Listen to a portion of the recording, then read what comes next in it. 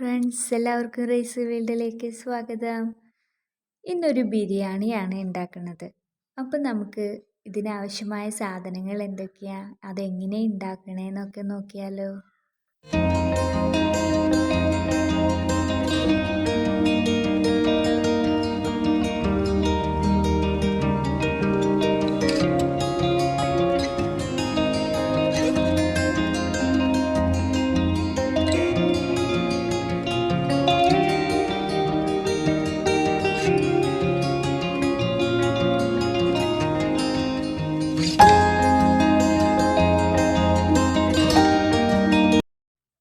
വെള്ളമൊന്ന് അല്പം ചൂടായാൽ അതിലേക്ക് മസാലകളും പാകത്തിന് ഉപ്പും ഒരല്പം ഡാൽഡയും ചെറുനാരങ്ങ നീരും കൂടി ചേർത്ത് അതിലേക്ക് നമ്മൾ കഴുകി വൃത്തിയാക്കി വെച്ചിരിക്കുന്ന അരിയും കൂടി ആഡ് ചെയ്ത് കൊടുത്തിട്ട് വേവിക്കാനായിട്ട് വെക്കുകയാണ്. ഒരു ചട്ടിയിൽ ഓയിൽ ഒഴിച്ചിട്ട് അണ്ടിപ്പരിപ്പും മുന്തിരിയും വറുക്കാം.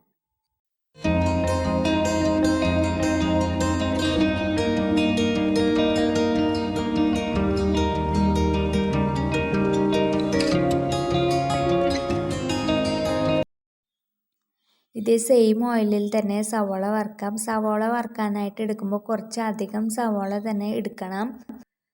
മസാല റെഡിയാക്കുമ്പോൾ അതിലേക്ക് കുറേശ്ശെ വറുത്ത സവോളയും കൂടി ചേർത്തിട്ടാണ് ഉണ്ടാക്കുക. അതിനാണ് കുറച്ചധികം സവോള തന്നെ നമ്മൾ വറുക്കണം എന്ന് പറഞ്ഞത്.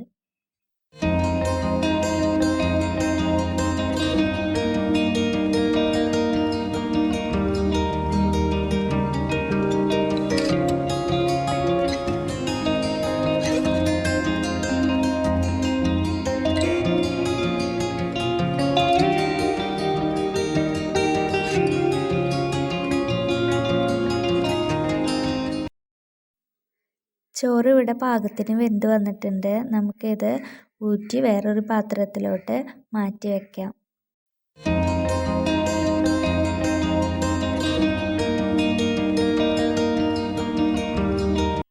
മസാല റെഡിയാക്കാനുള്ള പാത്രം വെച്ചിട്ട് അതിലേക്ക് സൺഫ്ലവർ ഓയിൽ ഒഴിച്ചു കൊടുക്കണം. ചൂടായി കഴിഞ്ഞ് കഴിഞ്ഞാൽ അരിഞ്ഞു വെച്ചിരിക്കുന്ന സവോളയും കൂടി ചേർത്തിട്ടൊന്ന് വഴറ്റിയെടുക്കാം.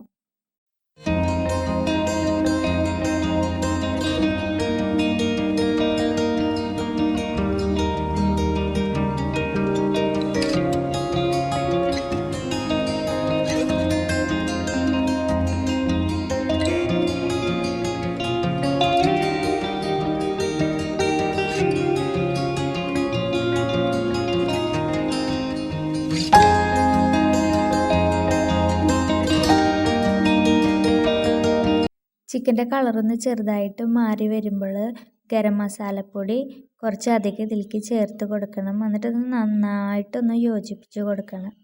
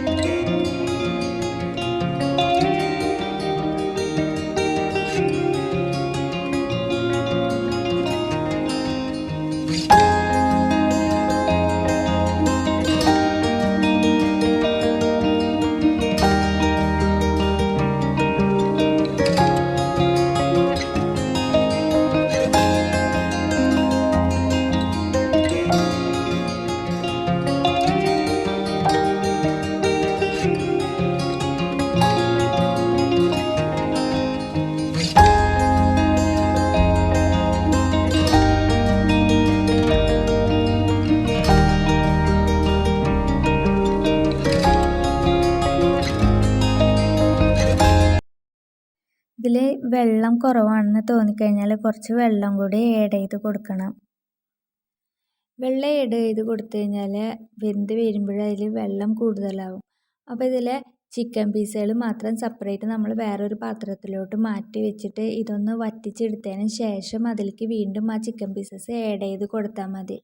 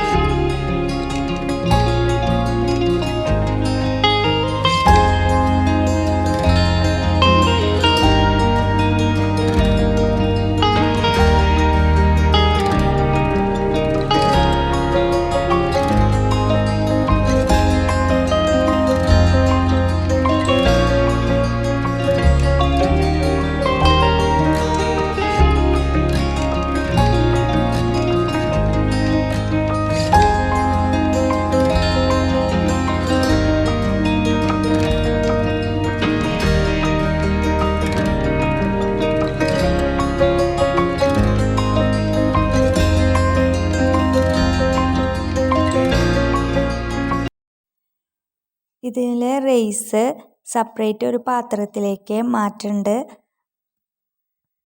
റൈസ് മാറ്റി വെച്ച് കഴിഞ്ഞ് കഴിഞ്ഞാൽ ഇതിൻ്റെ താഴെയായിട്ട് മസാലയും റൈസും കൂടി ഉണ്ടാവും. അത് നന്നായിട്ടൊന്ന് യോജിപ്പിക്കണം. അതിന് ശേഷമാണ് നമ്മളിത് വിളമ്പുക.